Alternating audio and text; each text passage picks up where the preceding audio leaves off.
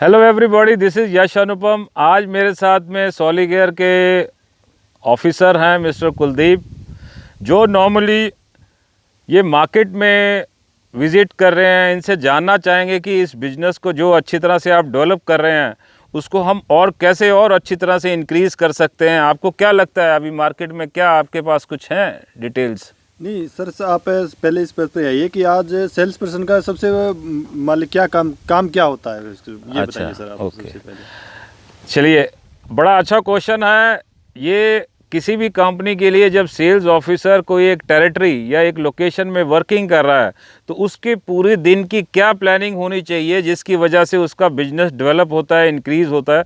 तो सबसे पहले पार्ट आता है कि अगर उसको कोई लोकेशन दी गई है, उस टेरिटरी की पूरी मैपिंग होनी चाहिए। मैपिंग का मतलब उसको पूरा पता होना चाहिए कौन से गांव या कौन सा एरिया कनेक्टेड है। फॉर एग्ज़ाम्पल, आप जैसे दिल्ली के पास में काम कर रहे हैं या कोई भी एरिया से कर रहे हैं, तो जो कनेक्टेड रोड्स आपको एंटर करवा रही है उस पर्टिकुलर लोकेशन पे, तो आपको ये पता होना चाहिए कि आउटर जितने भी हाईवेज़ हैं उसको एक टैप करना ज़रूरी है सेल्स पर्सन को। दूसरा पार्ट आता है हाईवे स्ट्रेटजी रहती है कि अगर हाईवेज़ पे सारी सिटीज़ लग रही हैं या गांव लग रही हैं उसकी कवरेज हो, और या फिर वो ट्रेन के ट्रैक से जितनी भी ट्रेन्स के अंदर बीच में स्टॉपेज आते हैं उस सब टेरिटरीज़ को वो कवर करे। तो पहला पार्ट आता है टेरिटरी प्लानिंग का। दूसरा पार्ट ये आता है कि किस तरह से हम उस टेरिटरी के अंदर कौन सी दुकानों को विज़िट करें जिससे कि बिजनेस मिले। उसमें सबसे इम्पॉर्टेंट ये आ जाता है कि आप जिस टेरिटरी में वर्क कर रहे हो उसके काउंटर की रिक्वायरमेंट आपसे मैच करनी चाहिए। अगर उसकी कम कैपेसिटी है, बाइंग कैपेसिटी, या उस तरह के प्रीमियम प्रोडक्ट नहीं रख रही है, तो आप उन पर्टिकुलर शॉप्स को कम फोकस करो। सबसे पहले उसके अंदर स्क्रीनिंग आती है, फिल्ट्रेशन आती है आपके एरिया की। जब हमने एक टेरिटरी कर ली, उसके बाद में उसको फ़िल्टर करके काउंटर्स को फ़िल्टर करो। उसके बाद में इम्पॉर्टेंट आता है कि जब आप रिटेलर के पास जा रहे हो तो रिटेलर के पास में जब आप बात कर रहे हो, डिस्कशन कर रहे हो, उसी टाइम आपका फोकस होना चाहिए कि अगर आपके प्रोडक्ट का कोई शेल्फ है तो उस शेल्फ पे आपके कंपनी के और कॉम्पिटिटर के कंपनीज के सब रेंज कितनी क्वांटिटी पड़ी है, ताकि उससे आप एक कस्टमर का बाइंग बिहेवियर देख सकते हो कि वो कितना खरीद सकता है। अभी यहाँ पे सेल्स ऑफिसर के प्रॉब्लम आ जाती है कि वो अपनी क्वांटिटी या कॉम्पिटिटर की देखने की बजाय वो सीधा ही सेल्स के जो डीलर है या रिटेलर है उससे बात करनी शुरू कर देता है कि नहीं सब इतना लो, एक पेटी लो, दो पेटी लो। तो इससे क्या होता है कि सेल्स की पिच में उसको क्वांटिटी पता नहीं चलती है कि उसकी बाइंग कैपेसिटी क्या है।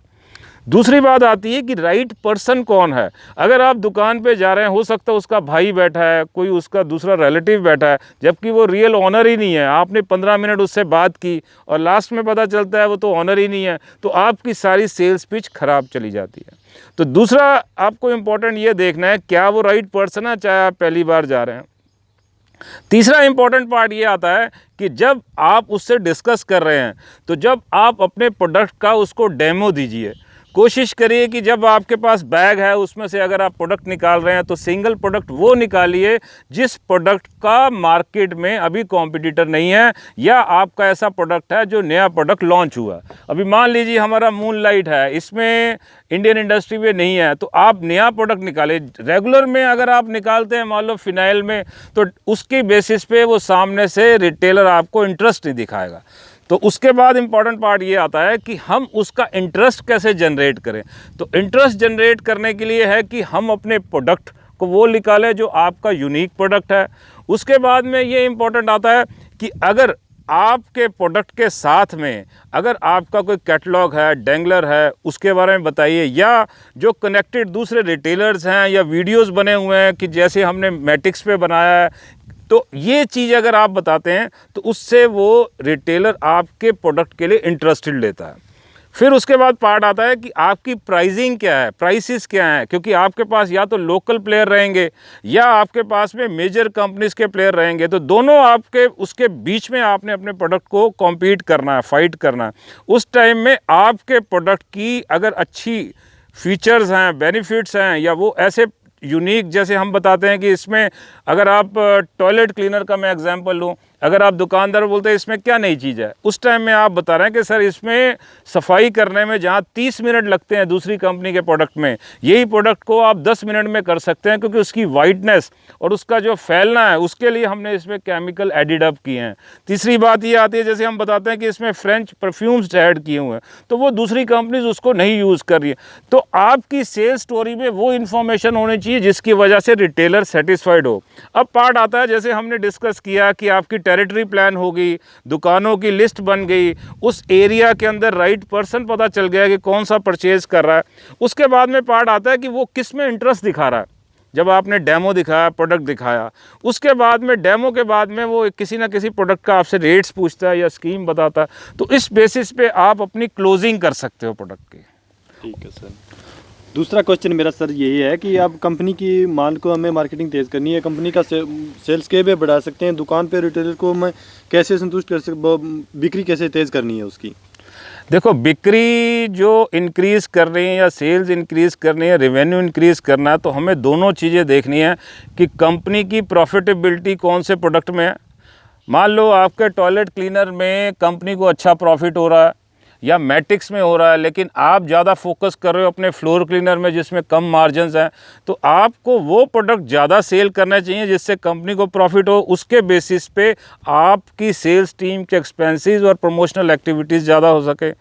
दूसरा पार्ट आता है कि आपका क्वेश्चन जो है उसमें से ही सोल्यूशन भी है कि अगर आपको सेल्स इंक्रीज़ करनी है तो आपके प्रमोशन मिक्स का मतलब है, अगर आपने कोई बैनर दे रहे हैं या आपने किसी दुकानदार को दिया और उसका कोई रिव्यू दे रहे हैं आप वीडियो का, या आपने किसी डॉक्टर या ब्यूटी सैलून्स वाले या होटल्स पे दिया है, तो उसके टेस्टिमोनियल्स देने के बेसिस पे वो रिटेलर आप में इंटरेस्ट दिखाएगा। कई बार ऐसा भी होता है कि रिटेलर नेगेटिव मूड में बैठा हुआ है, आप उससे 10 मिनट मिल रहे हैं लेकिन वो आपका जवाब नहीं दे रहा है, तो उस टाइम में आप, ऐसा नहीं है कि आप अपने प्रोडक्ट को कन्विंस करिए, आप अपने टाइम का पूरा शेड्यूल रखिए कि पूरे दिन में आपने कितनी विज़िट करनी है। अगर 25 से 30 शॉप्स करनी है तो 5 से 7 मिनट आपको इन्वेस्ट करना है एक काउंटर पे। अगर आपका वो कवर नहीं हो पा रहा है तो आप अगले काउंटर पे उसको अपने टाइम को यूटिलाइज़ करिए। अगर कहीं बाय मिस्टेक या कोई और कस्टमर ऑक्यूपाइड हैं और वो टाइम वहाँ ज़्यादा लग रहा है तो वो टाइम स्लॉट को आपको प्लान करना है। तो 2 तरह की कॉल्स रहती हैं सेल्स पर्सन की, एक पोस्टमैन कॉल रहती है, एक होता है एजुकेटिव, जिसमें आप प्रोडक्ट का एजुकेट करते हो, उसको ये बताते हो कि हमारे प्रोडक्ट के अंदर क्या ऐसे बेनिफिट हैं जो कस्टमर को मिले। तो इसमें भी आपको डिपार्टमेंटल स्टोर या मीडियम बेस या स्मॉल की कैटेगरीज करते हुए अगर आप करेंगे तो आप अपना बिजनेस बहुत अच्छा जनरेट कर सकते हैं। यस,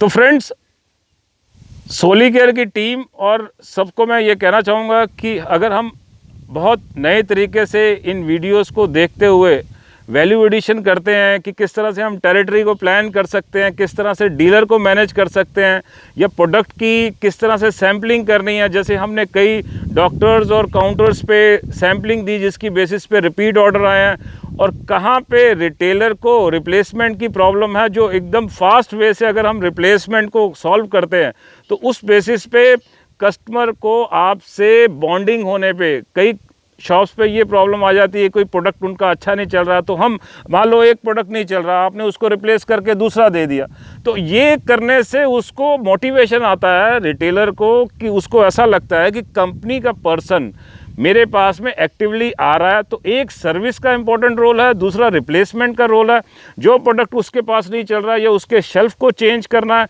और सबसे अल्टीमेट है कि जब आप वार्म वे से, गर्म जोशी से जब आप अपने रिटेलर से मिलते हैं और उसको याद करवाते हैं कि आप रेगुलर सर्विस दे रहे हैं, तो उसके रिजल्ट्स बहुत ही अच्छे आने वाले हैं। I wish all the best to my team. Thank you Kuldeep कि हम एक अच्छा अचीवमेंट करेंगे। Thank you very much.